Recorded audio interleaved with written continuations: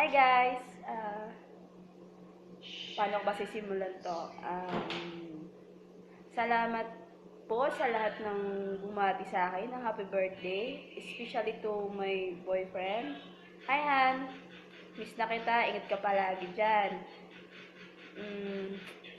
Ang ganda sana kung nandito ka eh. Kaso wala ka. Pero okay lang. Kasalanan ko naman eh. Ang saya ko kasi kompleto lahat. Masaya. Kasi nga, nagkakasundo na kami lahat. So, thank you ng marami sa lahat ng pumunta. Sa lahat ng di pumunta, thank you din. Kasi alam ko namang busy kayo eh. So, okay lang sa akin. Mga bro, mga pare, kahit di kayo nakapunta, hindi ako galit.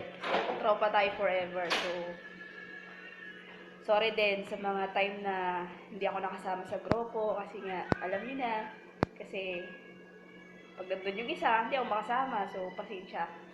Okay. Alam ko namang makasama ako sa tropa eh, pero hindi pa sa ngayon kasi nga, ayaw kong magalit yung isa na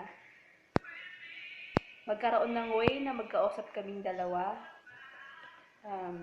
Tsaka hindi pa rin ako handa na makipag-usap sa kanya ng mas kisinan.